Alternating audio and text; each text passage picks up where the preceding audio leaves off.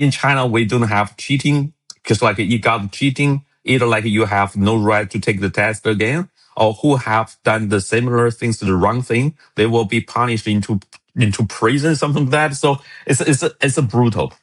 But the good thing is like, everybody say, hey, the benchmark or the cut of benchmark really decided whether student get into the top university or not. It's not kind of a human. Hello, everyone, and welcome to another episode of the EdVance Podcast. I'm your host, Vikas Pota. Today, I'm delighted to be joined by Shiny Wang, Vice Principal of Beijing No. 4 High School International Campus, and one of China's leading voices in college counseling and international education. With more than 20 years of experience across counseling, teaching, and school leadership, Shiny has worked with some of China's most respected schools and educational institutions. He was also among the first professional counselors in a Chinese public school to offer structured college admission counseling, helping pioneer a field that has grown significantly across the country over the last 2 decades. His insights on international education have been featured in publications including the New York Times, and he's also the author of a best-selling book on college counseling in Chinese. Shiny, it's a pleasure to have you with us today. Welcome to the EdVance Podcast.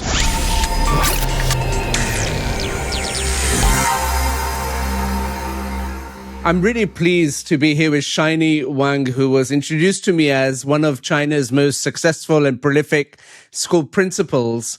Shiny, welcome to the EdVance Podcast. Hi, Vikas. I'm honored to be here. Always with you, man. Shiny, thank you so much. And we start this podcast off asking all of our guests a very simple question that you should be able to answer very quickly, given your just a high level of standards that you have as a person.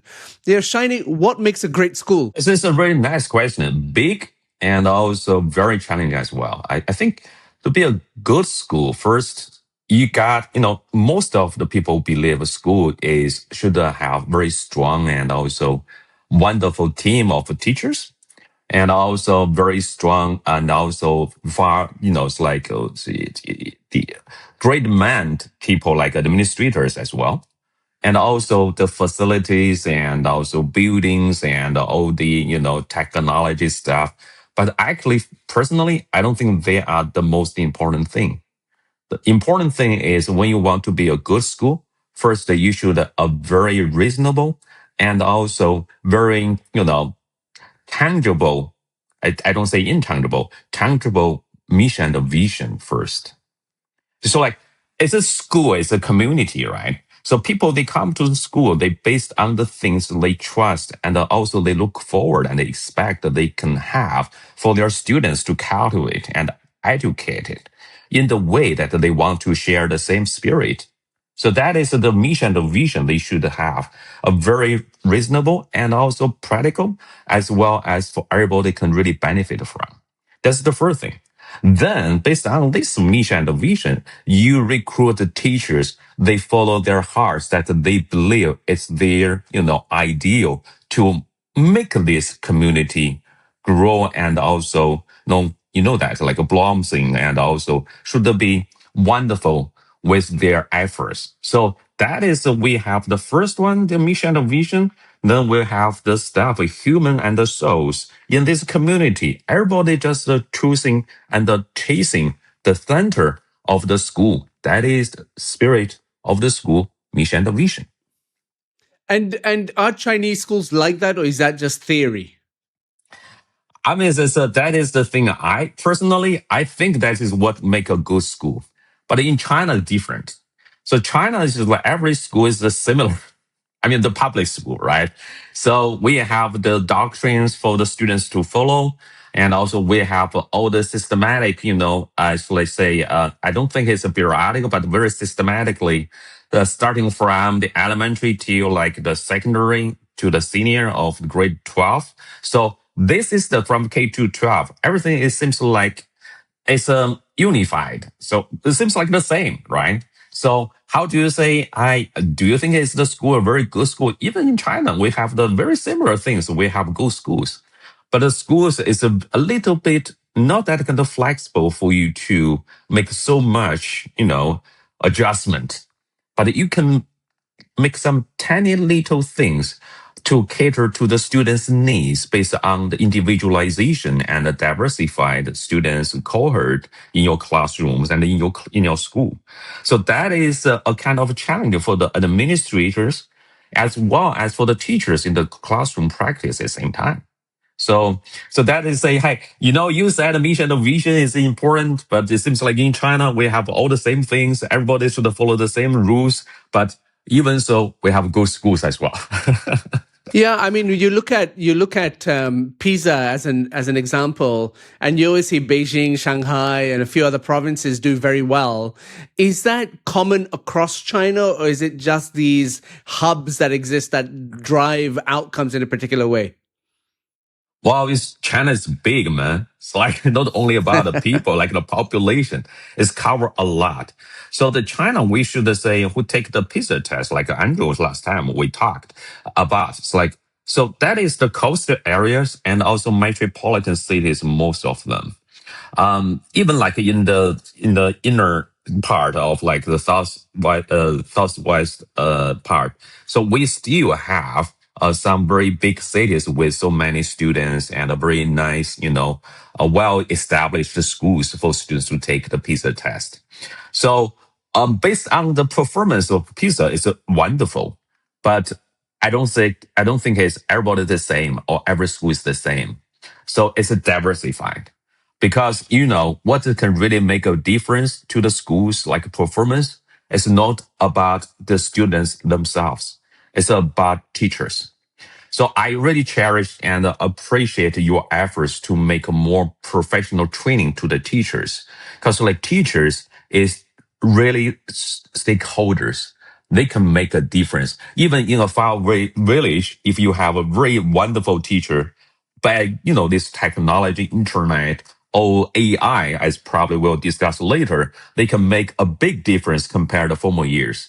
So we hope, or I hope at least, in the future, there will be more, less gap between the cities and the different tiers, and also students can really develop well. Shiny, I've always seen you as this international ambassador for education, and you travel all around the world. You see a lot of things. And what I was really curious about is when you meet people like me, and in this part of the world in particular, what is it that we get wrong about education in China? And this is good. I mean, like you said, I'm an educator and traveling around. I'm not the travelers only. Yeah, I like to learn. And also, Yeah. I will want to have critical thinking and from different perspective about the different locations, education system, then help me to reflect what's going on here back in China, right? So I should say Chinese education system got strength and also weakness at the same time. Seems like everybody, everywhere around the world, the same, right? So China, I think we have some things can really help the students to get better performance than the other parts of the world. The first one, we unified all the things. Seems like every public schools. First one, we don't charge money, tuition. No, totally nearly free. The second thing, the students, they follow the things similar and also nearly the same, the curriculum system, which means the students can really benefit from all the outside of the schools and their parents at the same time. And also parents get involved in the students' education. It's a source like a tooth blades. You know that. The first thing, the parents can really help the students to focus on their studies academically. But at the same time, they got a lot of pressure to the students at the same time. But if you say why Chinese performance in this academically, well, because like there are all the parties, school council, school teachers, and also administrators, outside resources, the parents, everybody is like, seems like there is no way for you to say you cannot get support from this kind of tutoring or some like education systems or some like supporting facilitators. So students can really focus and concentrate on academic study. But at the same time, they will get a lot of pressure because they believe they work harder, they should achieve better, but sometimes not because like they have only one benchmark or one criteria to, classify whether students are qualified or not qualified, or maybe better, or maybe not good enough. So students have too much pressure. So they become, anxiety. They have a lot of anxieties and also panic even when they have this kind of problem. We hear a lot about how Chinese education begins and ends with your national university entrance exam, which about 13 million students each year take, from which a single score from one examination determines which university they can attend and which shapes their future entirely. You have published in the New York Times and spoken at conferences globally. What does that framing get wrong, and why does the same misreading keep on happening? Gaokao, the entrance examination to the university college in China, is brutal. Yeah. It got so many days. Students just like attend the examination, the whole nation. And also those 3 or 4 days seems like everybody keep quiet because you cannot disturb the students get ready, get sleep for the next days like a test. So, in China, we don't have cheating because like you got cheating, either like you have no right to take the test again, or who have done the similar things to the wrong thing, they will be punished into prison, something like that. So it's a brutal.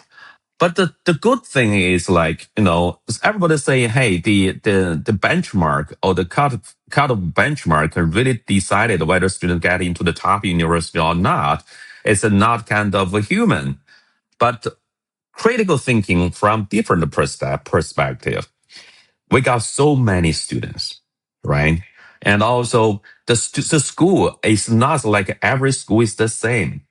Based on the Chinese heritage or the history, the people believe if you want to be a successful person in the future, you definitely should have a better education among peers.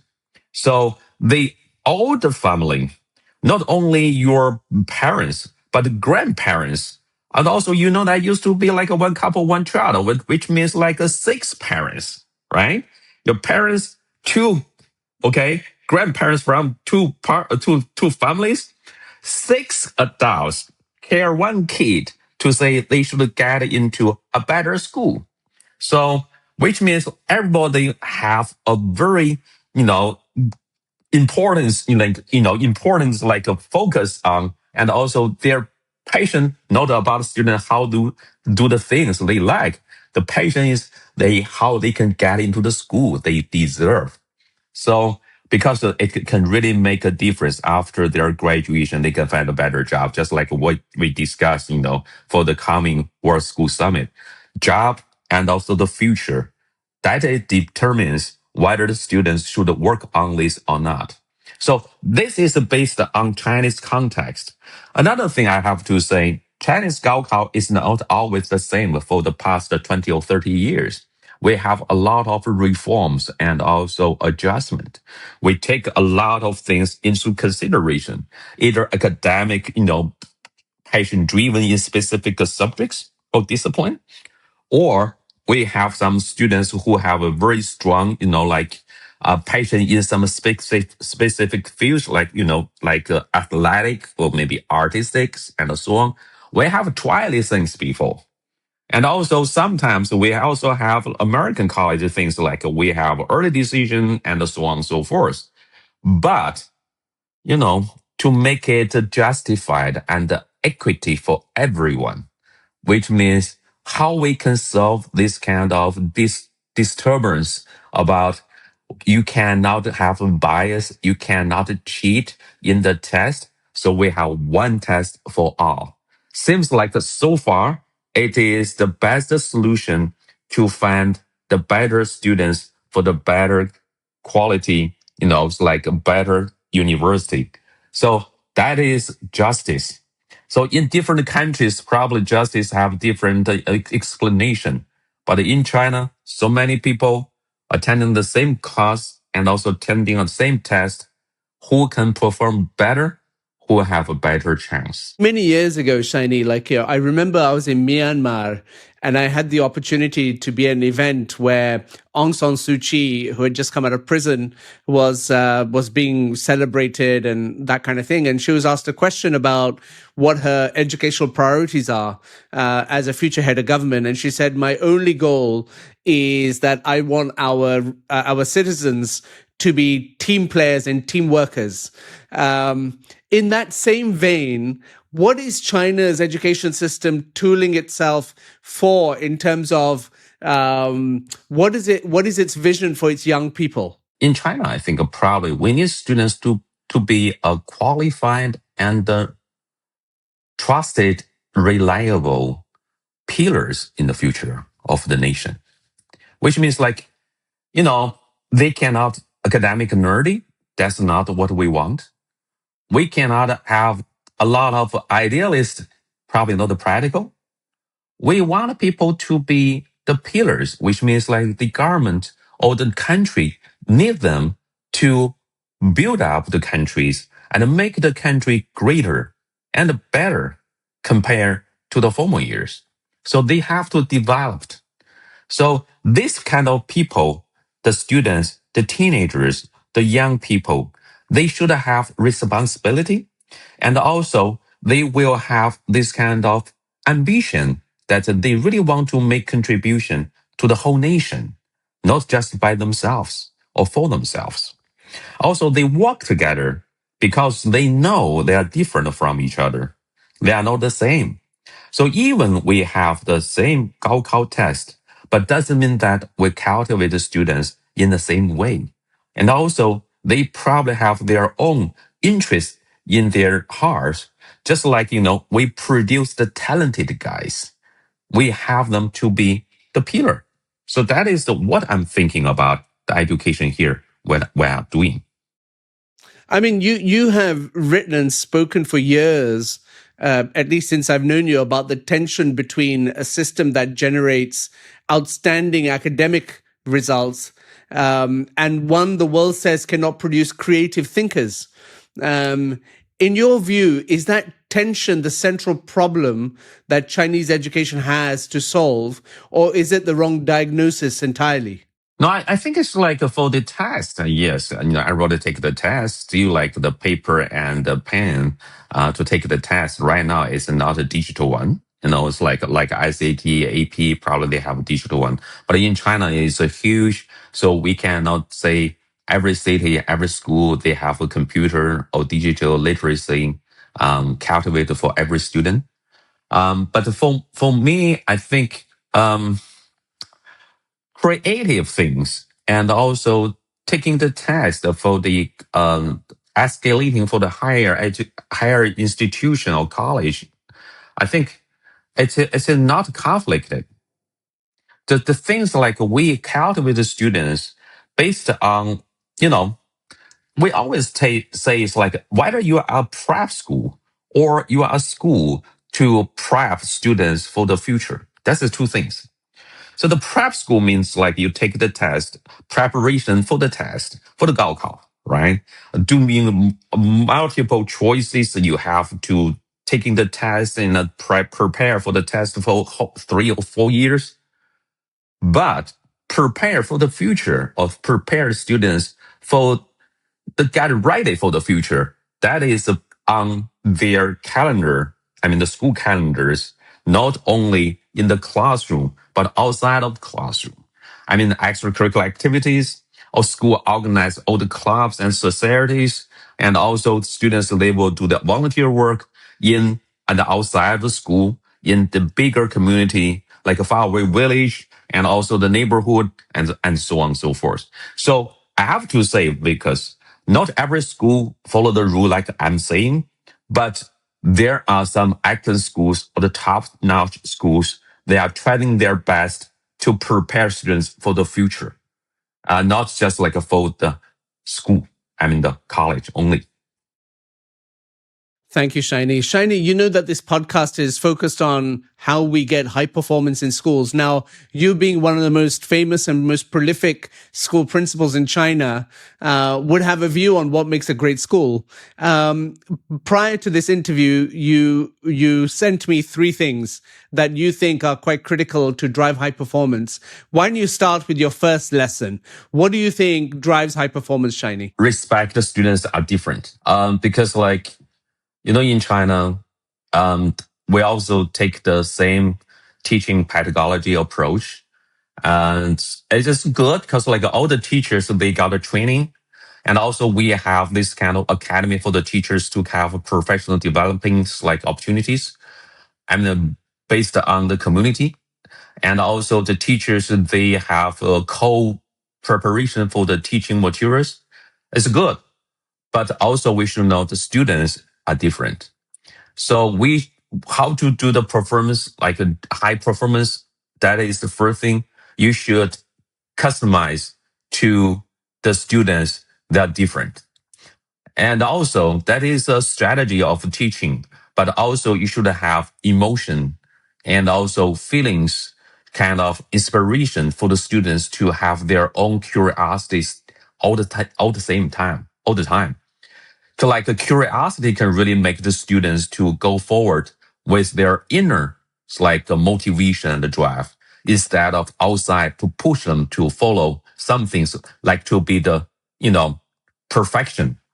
But actually we want them to be different. And also they have their own curiosity, and also they have their own path, and also they have their own inner drive and the passion. That's the thing can make them go forward and further. It's not like what we are doing to help them, to guide them. So sometimes for me, I'm also counselors, a direct counseling. I said, counselors, even you can now make the map for the students, or you say which school is better for these students. You just work like, you accompany the students. Okay. You can be the mentor, but you cannot be the guidance or map maker for the students to go with your blueprint. That's not correct. So because students are human. And Shiny, I assume your second lesson is around critical thinking. Do you want to say more about that in terms of as a driver for high performance? Well, critical thinking is especially for the right now, I think. In China, critical thinking used to be not that kind of important because you just do what teachers ask you to do. Because like we are in the history, we really respect teachers. Okay. Teachers are like fathers. So they have instructed something, you will follow it, you take it notes, you learn it, you learn from it, and then learn from the experience at the same time. It seems like it's hard for the students to challenge teachers. Okay. Because like we respect the teachers. It's a kind of tradition. But right now, we have to say critical thinking very important because with a lot of digital stuff, online, web, social media, especially when the AI comes up, you know that when you ask some questions, you will find maybe the answers you get from the digital reply or the response maybe are not correct. You got too much information. Used to be there is no information for you to get because you only had the books. You listen to the radio. Right now you have web, internet, everything. You totally got, evolved and it's like surrounded by, overwhelmed by all those things. How can you define which one is kind of thing that you trust or you believe is a kind of facts? You probably have a critical thinking to stand from different perspective to approach the same thing. And also based on your context, you will see whether it is helpful for you to develop or you can take advantage of to make yourself grow up. The third lesson, you often talk about emotional well-being. Do you want to talk about that point? Yeah, actually, ask me about a book I'm doing right now. I'm reading the book. So interesting.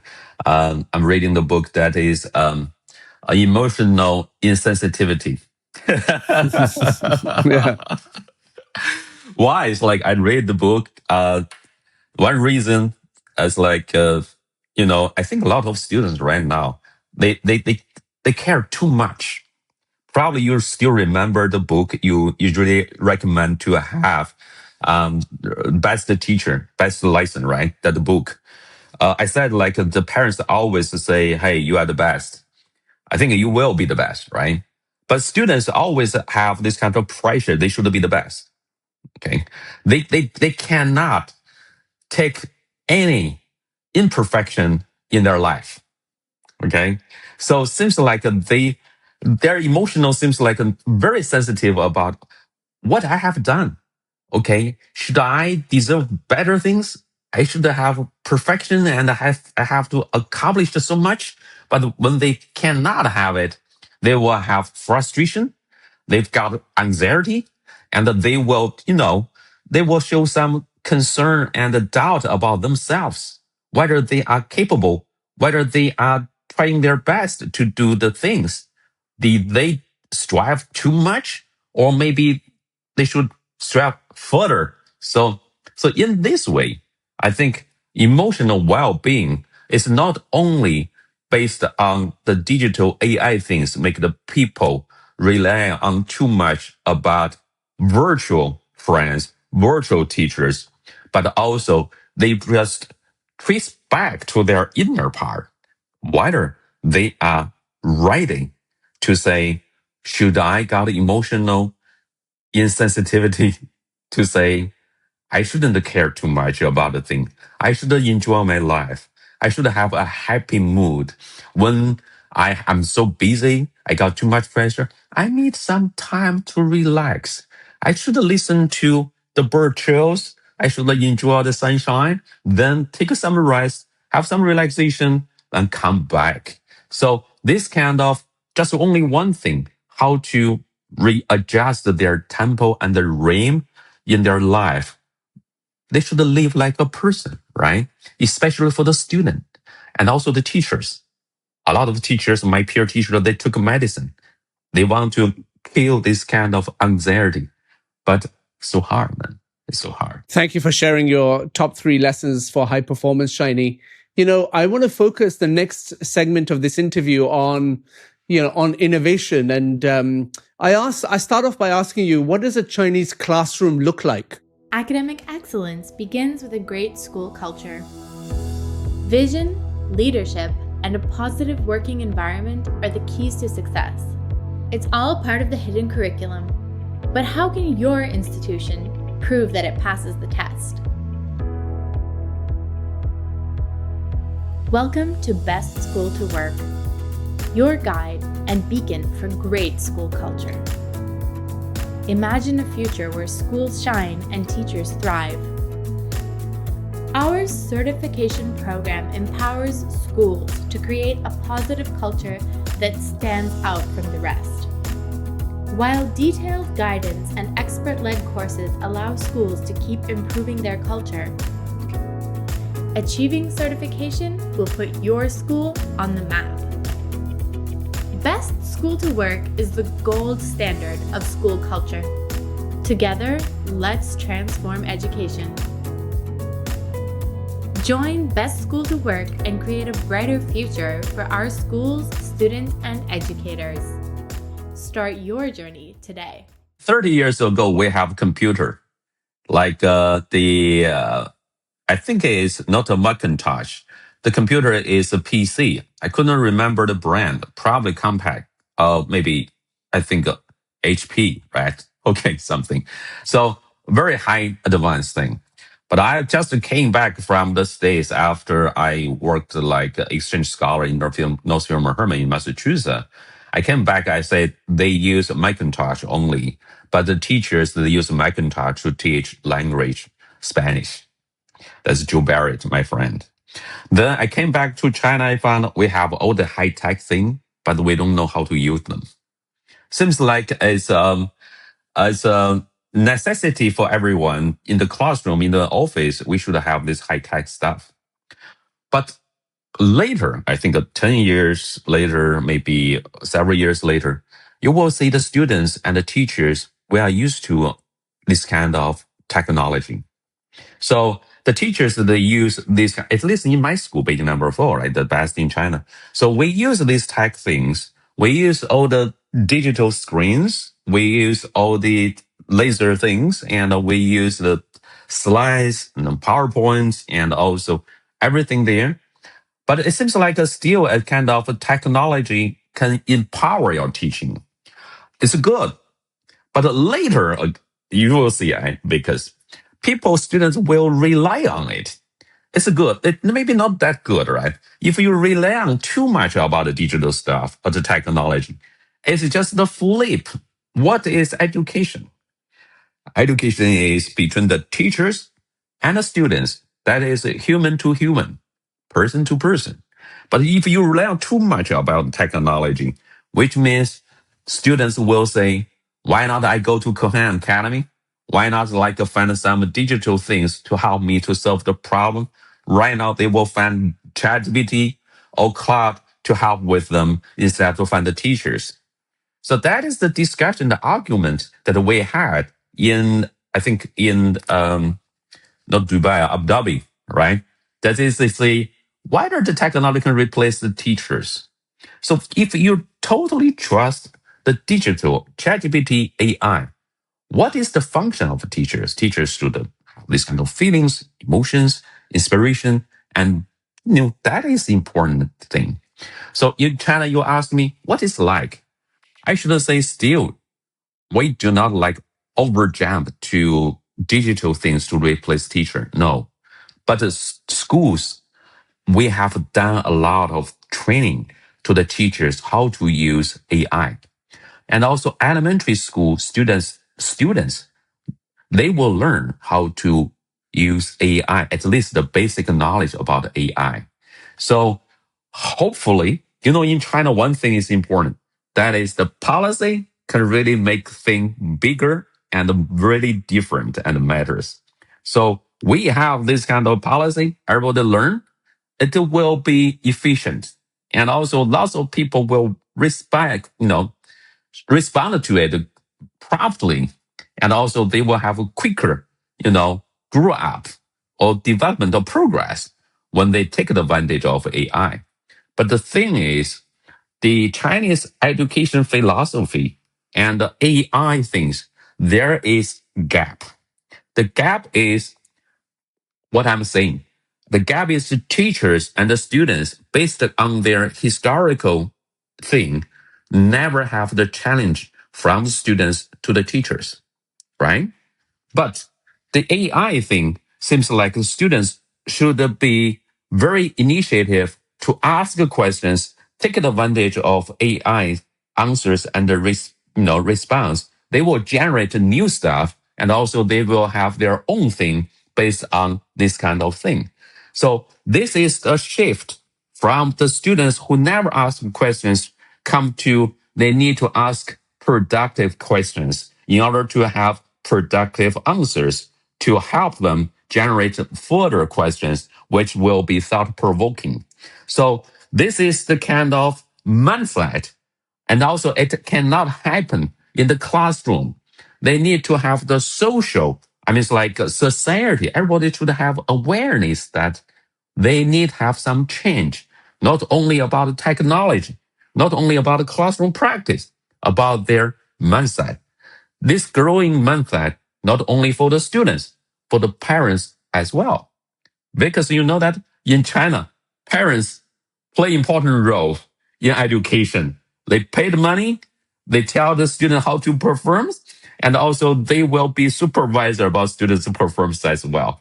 So they should change their mindset first, or at the same time with the students as well as teachers. So these three parties, students, that is center of education.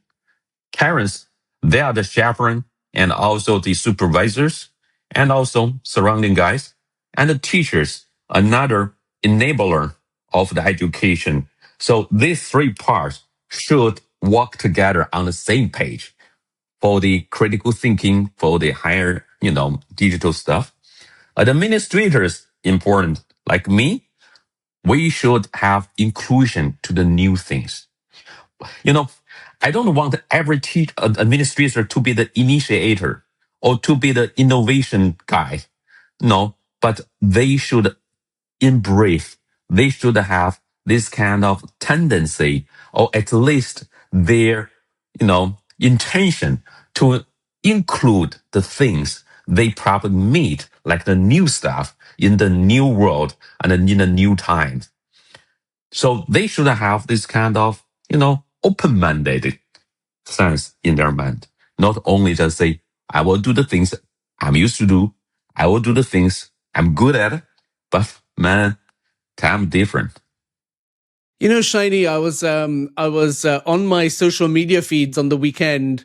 I came across a few TikToks in particular, which are quite interesting. Of in U.S. universities, they have the commencement speakers at the graduation ceremonies, and there was a couple, and I watched one with the former CEO of Google, Eric Schmidt. And he started speaking about his view of the world and talked about AI and everything. And the student community started booing him, and about the use and the importance of AI. And you're seeing this pushback happen from young people about these new technologies. What is the perception of the young person in China on the use of AI? In the classroom, in the campus, private students, they are not, in the open air to use AI, it's like influentially or, while spreading to say they use AI everywhere in the corner of the campus. No. They probably use AI back at home or maybe in their classroom doing their homework. And also they can take advantage of some of the resources they have and can help them to enlarge their, horizon in some specific discipline and so on and so forth. But students seems like the AI still is a kind of, I don't think it's a taboo, but it seems like they are very sensitive how much they can use. And also what is the teachers, feedback about how they use AI. So we have this kind of discussion about in our teachers to say how much the students can have the AI, whether they should use AI, or in some specific subjects, they say they cannot use AI. So different subjects, different teachers, and different schools probably have different opinions. But generally speaking in China, at least for the high school, here, I don't think so many students are using AI right now to benefit from it. But they know what is AI is. And also we should know that AI, I should say it's not just for the academic only. They also have some emotional, kind of, reliance on the AI as well. So AI can chat with them. They can make friends with AI, the virtual friends as well. That is also ethic thing in the future about how the students can really figure out what is the function and what is the role of AI partner can really help them go through some, terrible time. Or if they indulge in this kind of AI, probably will be in a terrible situation.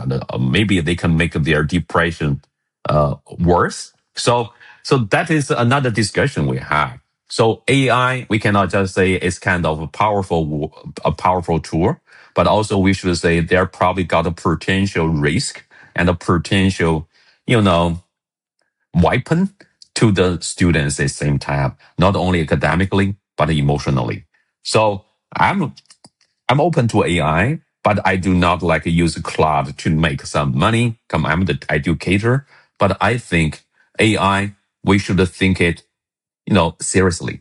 We should thought about it. We should consider seriously in what context and in what extent, to what extent that they can be used.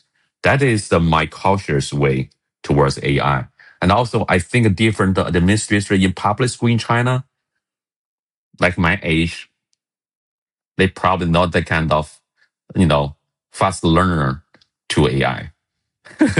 In this part of the world, we have this movement happening about the banning of devices, like mobile phones in schools.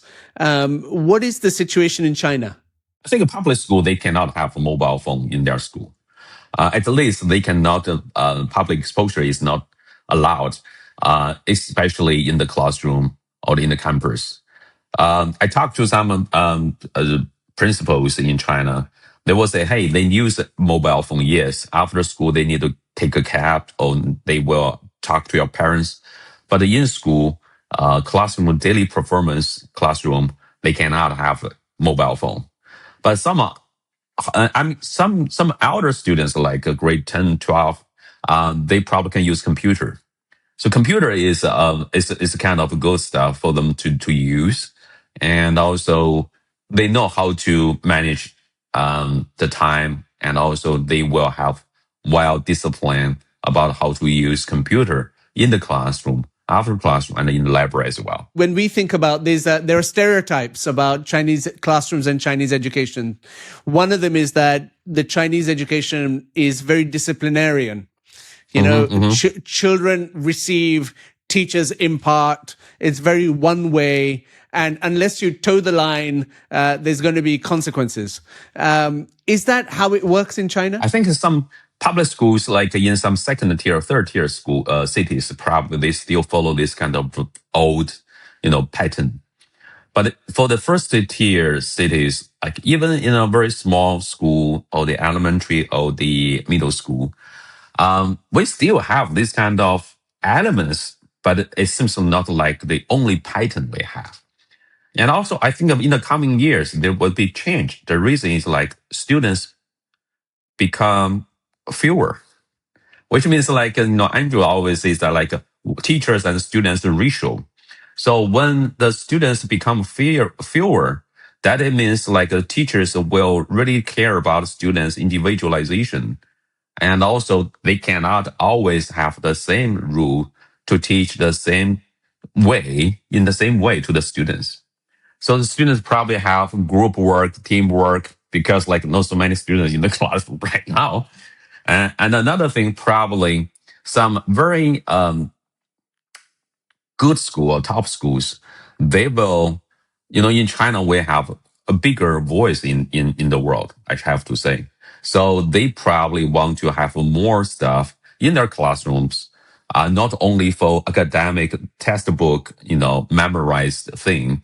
They will have a more initiative, innovation thing, or maybe some pioneer things to make advanced, it's like strategy for the students. For example, like me, I try to have SDG and system development goals in my school as a new stuff, as a new initiative. And also we have the classroom and modify and decorate like the future lab. So totally future stuff. But it's designed by my alumni of Beijing No. 4, graduated from University of Pennsylvania for the architecture. So he used all the recycled materials. And also we have SDG, which means the 17 United Nations modules. We will instruct the classes with cross-disciplinary 3 different subject teachers. One is humanity, another is economics, and the other one is biology. Nature science. So we have cross-disciplinary things. We have the project-based learning, but also group work. So students form different groups based on these 17 modules. We choose 3 modules as 1 academic year. So students, based on this thing, they will care about their neighborhood and the community. They will have their own topic or the project they will work on. And also they will try their best to make a difference and also come up with either like, acting plan, or maybe they will have some paper. And also they probably have some, exhibition or some videos, a documentary and so on. So the students, they take advantage of these things. It's not just about like taking the test, learning something, do the vocabulary. No. So the students really want to do more stuff. And also it's not just about one thing for everyone. So that is the thing I'm thinking, not only my school, but also some other top-notch schools that are trying to do. So I want to make it like a globally, like, that I talked to the lady in Brazil, and also right now I will come up with some guys in Rafael in Singapore to see they already have this kind of organization. Probably we should have some curriculum and a syllabus based, this kind of SDG thing. Even we just have maybe 4 or 5 years, it will be over. But try our best to make some big things. Shiny, my final question to you is around the teaching profession.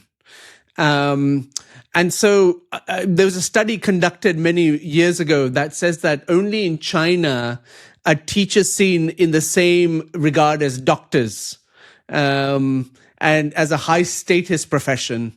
Firstly, is that the case? And secondly, well, what advice do you have for other systems in trying to replicate that? Because we have a teacher recruitment and retention crisis all around the world. And I think status has a lot to do with it. And so what would be your advice on that? It's a really nice thing. I think the first time when I was with you, like the World School Summit, you asked me the question how Chinese education system can be a little bit successful compared to some other parts of the world to say, we have done better job. The thing is like just a professional developing things. That is the teacher's training. That is the one thing. Okay. So in China, actually the government or the education administration bureau, just we have this kind of policies. The teachers, first one, they have the different layer. I don't think like layers, different stages they have to go through. It's escalating. It's not just about, some welfare or some salary. It's not a lot. The thing is like, they really have to, when they step out of the college universities, they work in the field of school, no matter elementary or secondary, they still have kind of, inner drive to say they can develop. Okay. And also they can practice their teaching, strategy, pedagogy, and then they will learn from each other. So we have this kind of, every week, we will have this kind of training of, I gotta say, like academy for the people to learn from each other. We will have observation to the different schools, teachers, classes, and the students, the teachers will demonstrate how they perform and teach in the classroom. So, for example, in one district community, on probably Wednesday afternoon, every subject teachers of English will come to visit that school and attend the class and to see how the teachers perform. So they will benefit from the teachers' performance. Then come back, they will implement what they learn in their classrooms. Because this is what we call the backbone teachers. No, I used to be the backbone teachers of English. So they will learn something and I'll take advantage of it. And everybody should be on the same page, or at least they will know how great the class is. So this is very helpful. And also it's kind of from different grades, like the teachers will have this kind of pattern. They have their dream, or maybe they have their ambition that they will be the best teacher in their field. Okay. After the, diploma or certificate of the teaching education in the normal universities or the teachers college. So that is a kind of thing, very important, very important. The second thing I have to say, we have a system we call the home class. We call it head teacher. So the head teacher here in China is very special. It seems like, in one class, a little bit, I have to say a little bit fixed. One class, 30 students or 40 students, right?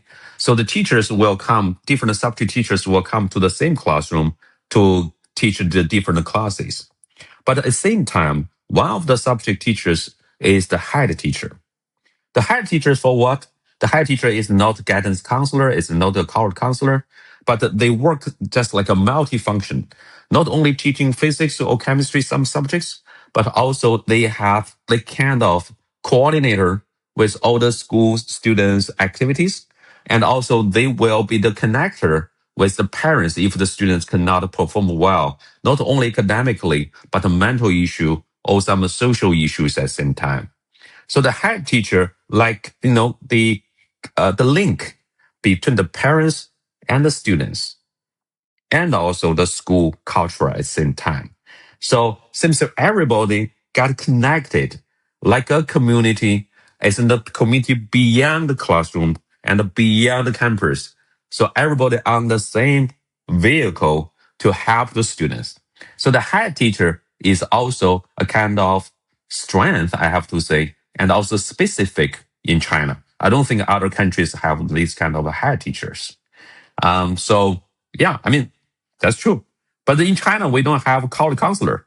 That is the thing make me stand out because I'm not college counselor.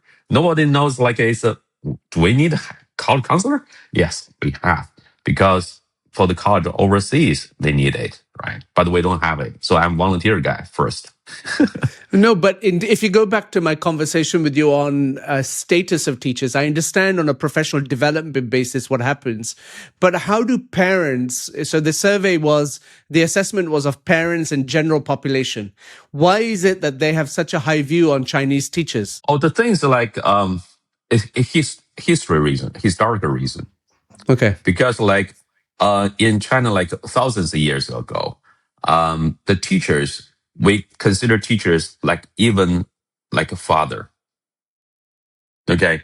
They have very high reputation. They have very high, they definitely treat teachers and also respected by all the students. So like me, I'm the teacher, used to be, and probably more than 20 or 30 years. So you can see the students, our alumni, they graduate, they become the businessmen. But when I say homecoming day, they come to me, they will still call me teachers, really respect me. Okay. If I got any help for them to help me, they definitely will help me. So, so yeah, they respect the teachers. It's a history. It's the history. Well, the thing is, Shiny, and we can continue this conversation, but India gave the world the word guru. And today in India, no one really thinks about teachers as gurus. And so there's a historical tradition there, but yet it's been diluted. I'm wondering why China's managed to keep this high status, whereas India, that gave the word guru to the world, has diminished the status of the teaching profession. And so I was wondering if you, as a final thought, do you have something there? I don't know so much about India, but the thing I have to say, because in China, so like even right now, after the establishment of a new China, People's Republic of China, we still really, have to say respect the teachers. So the teachers probably do not a lot of salary, but the teachers they enjoy the social status reputation. So we respect teachers, and we believe teachers really sacrifice themselves. Even I don't want to say it, right? But they sacrifice themselves. So in the classroom, you will see the teachers teaching, and the teachers will prepare class before or after the class, in their spare time. And also they communicate with the students and parents. If they have some trouble and the problems, they will help them to solve. So the teacher seems like 24 hours, like 7 days. They really care about their students. So if you are the students' parents, you definitely will say those are responsible persons there can help their students grow. So they respect teachers. Well, Shiny, thank you so much for participating in this EdVance podcast. And thanks to our listeners for listening to this episode of this podcast with Shiny Wang, Vice Principal of Beijing No. 4 High School of the International Campus. Shiny shared 3 top lessons for high performance in education. First, he talked about the role of critical thinking. In a world where students are constantly surrounded by information, success is no longer defined by what they can remember, but how well they can think, question, and make sense of complexity. The second lesson for high performance he talked about is how you personalize education for diverse learners. There is no single pathway for every student. High performing schools are those that recognize difference, respond to individual strengths, and create space for every learner to thrive in their own way. And the third thing that he talks about as a really great lesson is about well-being and parental education. High performance cannot be separated from emotional well-being. In contexts like China, the role of parents is especially significant in shaping expectations, pressure, and ultimately the learning environment around the child. Shiny, thank you for sharing your insights with us on the EdVance Podcast. If you have found this episode useful as a listener, please subscribe, share, and follow the EdVance Podcast for future episodes. Thank you, Shiny, and goodbye, everyone. Thank you, Vikas. Thank you so much for the summary. It's a wonderful, wonderful interview. That's great. Very nice podcast. I probably look forward to seeing you in London in the coming year. If I become better.